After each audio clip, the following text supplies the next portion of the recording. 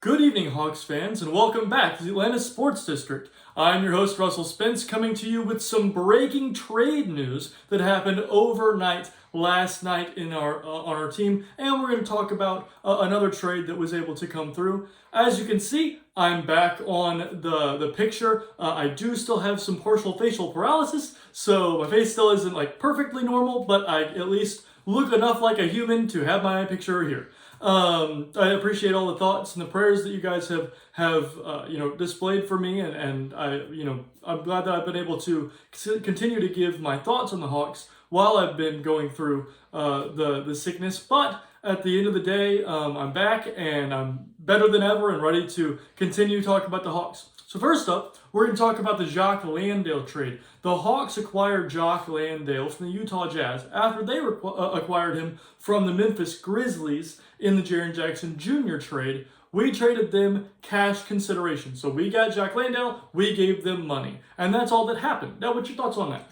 Well, poor old Jock, he didn't even have time to unpack his suitcase where he had to move again. Connecting flights, maybe, I don't know. But my thought about him is this. I mean, he's not going to move the needle to an NBA championship or anything like that, but he is a big body, 6'11", guy over 250 pounds. He's a big body guy who can shoot. He gives us a real center presence in the lane, a big enough, thick enough guy.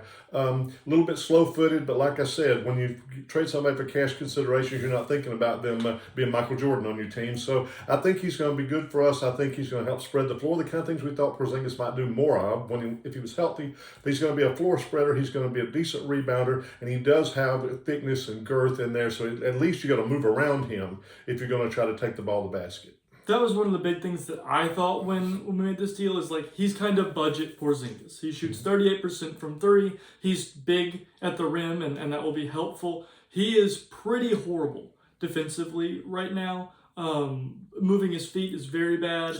He does not have the vertical to be a great shot blocker and rim protector. It's pretty rough defensively, but at the end of the day, you're also he's the backup to Okongwu, who I'm not even sure he's going to play over Mo. Like, we may just play Mo at the backup center and have him so we don't have to play Koloko ever. I don't really know what the plan is for him fully, but he is just a body that can play well at the center position that we didn't have. Yeah, he's what I call a 6 of them guy. He's got 6 fouls to give, and he can give them every night if he needs to. Exactly. And so, and literally, it took zero capital. We didn't have to trade a pick. We didn't have to trade a player. Nothing. All it took was Tony Ressler saying, here's some money. And that is very valuable when you got a player that can, in spurts, help you for no asset capital at all. That was a very good move, in my opinion, from Ansi Soleil. And, at the end of the day, that is the kind of stuff that he's proven that he's willing to do, is the stuff that it helps us in the immediate, but also it does not hurt us in the future. A lot of the stuff we've done in the past as the Hawks has been, this hurts us in the future. Moving on, we're going to talk about the next trade that happened late last night. Kristaps Porzingis was traded to the Golden State Warriors, and in return, the Hawks have received Jonathan Kuminga and Buddy Hield. Dad, what are your thoughts on that one? Well, it's a dizzying trade deadline stuff. We don't know what's going to happen between now and the afternoon, so we'll just have to see how that goes. But I've always been a very big Kuminga guy. Liked him when he was coming out. Russell will tell you, to a fault at times, I'm athletically driven. If the guy can jump and run and get in transition, we have a great jet package there, because I think now we have 2 99th percentile athletes in the NBA and a bunch of 95th percentile athletes. We're a very athletic team. I think somebody once said it on a show that we're ridiculous athletically, and Kuminga makes us even more that way. I think that figuring out how he fits in. We don't know all the stuff that went on in Golden State with him. What part of it was him, what part of it was the team, what was going on with that. I think the beauty of it is, though, that he's basically on expiring if we need him to be. We have a team option to pick him up. We can play him the rest of the year, and if he's a head case, don't want to play, or whatever it is, then we can let him go. If he's not, then he can be very valuable to us, because like I said, he's a 99th percentile athlete. There are very few people that can run and jump like he can. And so that's where I really like him. Now we got to see how his all mentality and everything fits in with the team. So, as my dad just said, love him, but he does love athletes. If the team can go get an athlete, he wants to go get the athlete. I love basketball players, people who understand basketball. And that's one of the things that I've never really enjoyed about Kuminga is that everyone who knocks Kuminga says that he has a low basketball IQ, that he does not play at a fast enough pace in terms of his decision making. It's one of the things we used to talk about with DeAndre Hunter, where DeAndre Hunter would like catch it and he would stand there and focus and be like, okay, now I think what I should do is this. And in Quinn Snyder's offense, which is well renowned as being a great offense in the NBA, 0.5. You got to make a decision in 0.5 of a second. When you catch the ball, you have half of a second to make a decision. That's not Kuminga's game. And so I'm concerned about that. And I'm also concerned that we're going to try to play him at the 4. If you try to play Kuminga at the 4, you will die. He is too small. 6'7". So what I would like to see happen is that he plays the non-Zach 3 minutes, because we haven't had another 3 on the roster, but doesn't take any minutes, from Jalen or Mo. And I would like to see right now Mo be playing the backup 4 and some backup 5 to help supplement his minutes. And I even mentioned that, Kuminga is only 6'7", which is the same size as a lot of guards. I would like to see us work with him on being a guard. He loves being on ball. He considers himself to be a great on-ball scorer. So if we do retain him, I would like to see him be moved to maybe even the 2 and sit there and say, okay, you're going to have the ball and we're going to run pick and rolls with you and we're going to try to, play into that strength of scoring for you.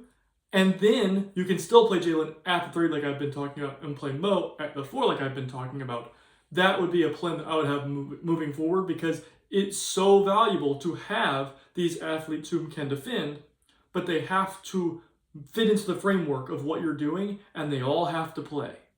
Well, and the thing about the basketball IQ, he is a menace on the ball defending the basketball because he's so athletic and side to side quick. Now he does kind of lose focus and gets beat on back cuts and things like that, and it's it's kind of Jalen light on defense with him. So if we can play him in defensive things where he's got that guy right there and he just locks down that dude, he's going to be a plus defender. And the athleticism, we got to learn how to use that. Like I said, there's Houston Rockets, but we're one of the most athletic teams in the NBA. And so we need to work toward using that. And again, I'm athletic to a fault. But if you can jump and not be double teamed anymore, that's an important aspect. And that's the reason why he's been such a good on-ball scorer in his time, is that he is just more athletic than most players that he plays against. So he just kind of drives past them, or he just jumps up and makes a shot that they can't block because he jumped higher than them. Things like that are valuable. And that's the reason why I do think he's going to be a valuable scorer for the team. I just worry that we're going to play him in positions that he's not super suited for, and then take people off the floor that need to be playing, that are giving us very positive value. Moving on in the rest of the trade, as I said, we got Buddy Hield. Also in that trade, I'll be honest, I'm not a Buddy Hield guy, and I never have been. I didn't like him in Oklahoma. I didn't think he deserved to be picked as high as he did when he came out in the draft. I was not, I'm very, very adamant about draft. When we get to draft season, you'll know this. I like young NBA players coming in the league. The reason why is because if you develop for 4 years at Oklahoma, like Buddy Hield did, that is 4 years in a suboptimal system to learn how to be an NBA player. But take Jalen, for instance. Jalen had a very rough year at Duke. Yes. And just came out into the draft and said, I don't care, I'm going into the draft. And when he did that, he got drafted by the Hawks at 20, and people could consider that to be a negative. And then he got put straight in the G League, and people consider that to be a negative. And to me, I go, that's not a negative, because he could be still getting the not correct teaching that happens in college basketball. College basketball is not similar to the NBA game at all. Much slower game. They force you to run systems. It's closer to the European game than it is the NBA game.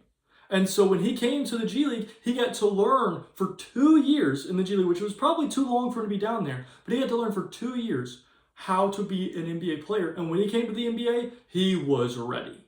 And now we're reaping the benefit of that. Exactly. And so with Buddy Hield, when he came out, I was very adamant that I did not like him at the top of the draft like he was projected to go. He went there, and I feel like that's proven to be right. It's very hard for a player that stayed in for all 4 years to be a really great NBA player. They might be a good NBA player right when they get to the NBA, but they're not going to have reached the ceiling they could have.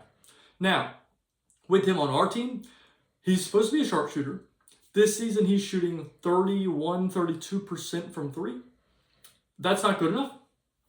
Quite honestly, He's also 33 years old. he's 33 years old. It could be kind of a decline. People are saying like physically he looks slower, the defense looks slower, and he was already quite putrid on the defensive end for the majority of his career. And so I look at that and say, for me, on a night-to-night basis, Buddy Hield would not be in the rotation.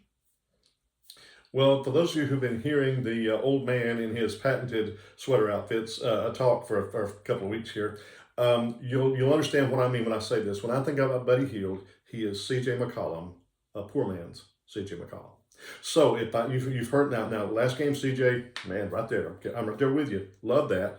But the way I talked about CJ, if I'm saying he's a poor man's CJ McCollum, then you understand what I think Buddy Hield's going to get the team. As a matter of fact, I'm not sure Buddy Hield's going to get any minutes. I'm not sure he's going to be in the rotation. I'm not sure he's not going to get released. It costs $3 million to release him. I'm not sure that's not what we do, because we got to make those 2 roster spots, and Which we'll get to in a second. But that's the thing about Buddy Hield. He's been a poor defender. Now when he came out, he was an electric shooter. But when he came out, he wasn't as old as he is now. Shooting's in the legs. You lose a little bit in your legs, and suddenly you're having to take a different angle or a different height to the ball, shoot it harder to get it there, and your percentage just drops some. And I think that's what's happening with it. Well, and if you aren't able to get open as easily, then you're not going to shoot a higher percentage. So if you're getting older, you're moving slower, you're not able to get open as easily, you're going to see your percentage drop. And that's what's happened with Buddy. Now, do I think in Quinn Snyder's offense that we could get him some open looks and he could catch and shoot and probably make them? Yes. But do I think that he could do that better than Luke Kennard?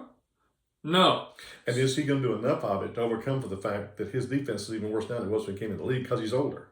Probably not. Yeah. So that guy's probably not going to be in the rotation for me. I mean, usually Quinn plays either a 9 or a 10-man rotation. I think the starters will probably remain the same even with these trades. So that would be Naw, Dyson, Zach, Jalen, and Onyeka. And then I'm going, you still have to play Kuminga. He's going to play. Yeah. You're going to have to play Kennard because he's playing too well. Yeah. You're going to have to play Mo because he's playing too well. You're going to have to play CJ McCollum because you're paying him too much money. And then another center to spell Mo's minutes. And which means Corey Kispert may not be playing. So it literally could look like no Corey. It could look like nobody Hield. It could look, no Jacques Landale or no Koloko. There's all sorts of people who now we're really deep as a team. And that, to me, signifies a really good thing. For the end of the year, that's a very positive turn of events.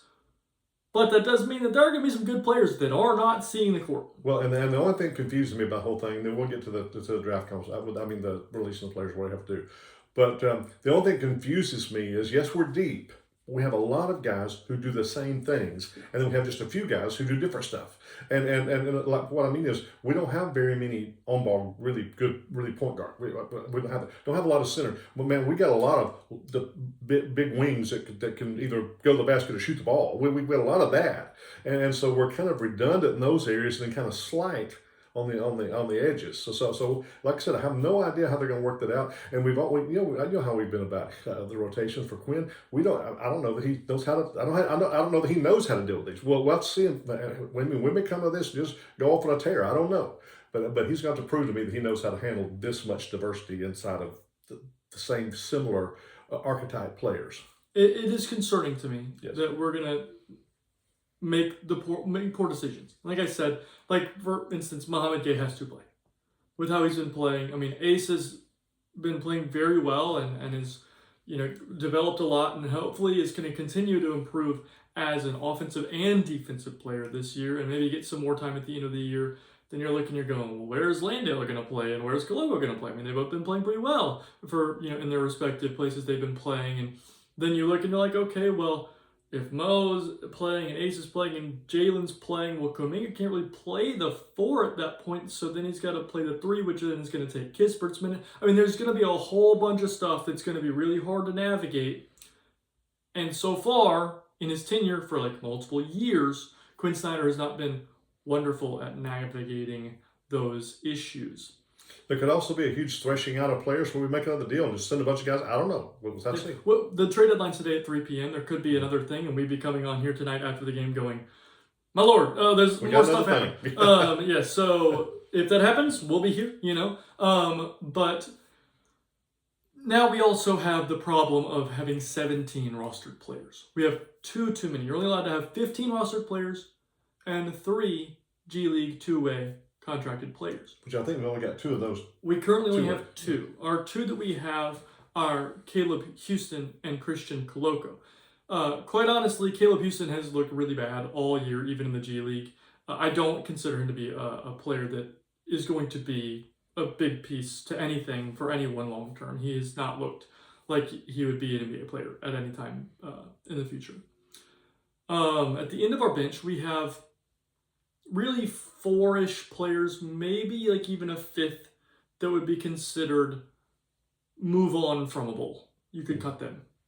The 2 that I would cut are Duop Reith and N'Faly Dante.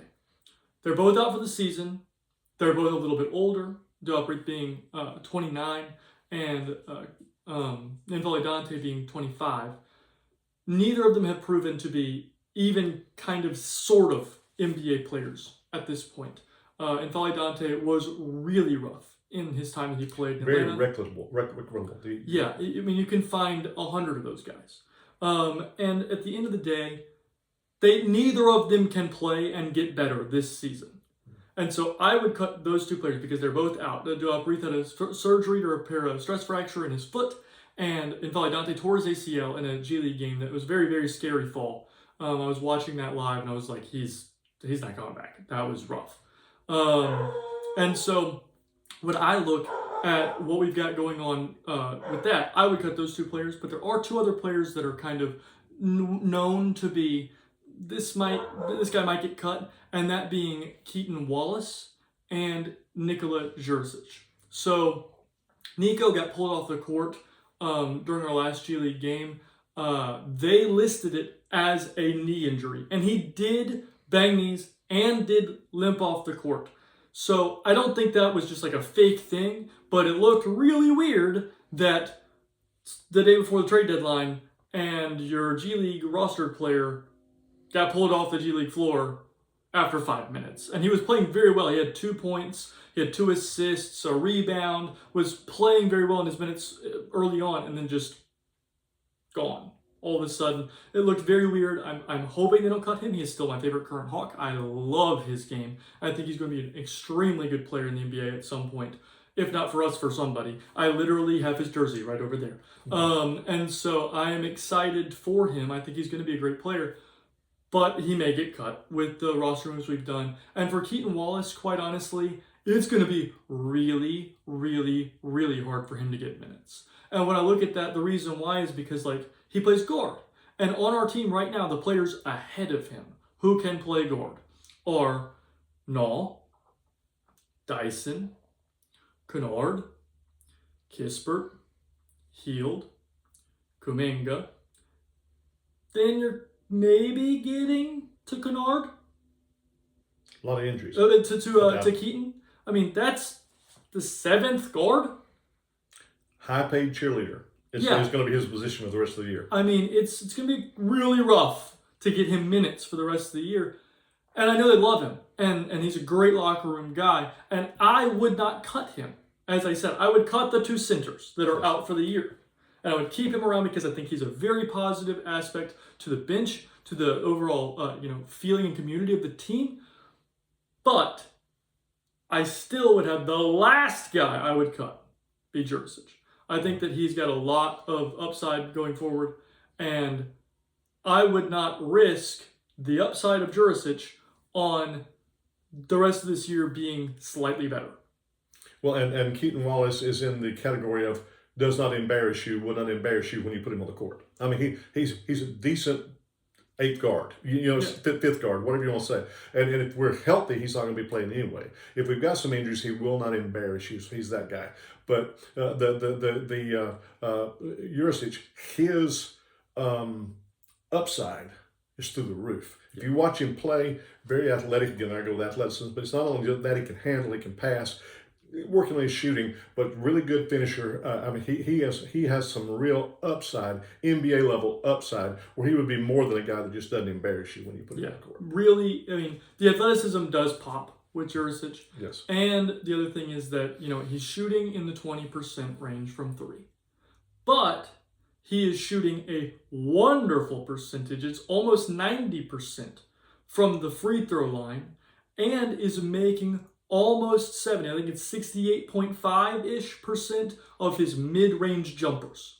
So even if you say like he's just going to be a mid-range assassin that's super athletic, and if you foul him, he punishes you at the free throw line, that's a valuable player when he is as good at passing and moving the ball as Jurisic is, and that has the defensive upside that Jurisic has. I think he's got a huge potential in the NBA. Well, like Kawhi Leonard spent a whole career shooting mid-range jumpers. Exactly. DeMar DeRozan, similar type thing. I mean, these players, they make it work if you can shoot the high enough percentage. Something like Kevin Durant. I'm not saying he's going to be that kind of player, but I'm saying he could be a bench player that scores at a high level at the mid-range and at the rim and at the free throw line. Yes. And so I would love to see that.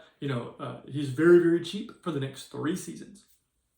Just let him, take a shot. And money talks. Yeah. Sometimes. And it's 3 seasons after this year. Right. So that's another huge component to this. So moving forward, we have another game tonight, and the trade deadline is at 3 p.m. So more stuff could happen. While we're recording this, there might have been news. I don't know. And so we'll keep you informed. We'll keep this podcast rocking and rolling. And at the end of the day, I hope you have a great day. Keep your joy, love life, have a great day.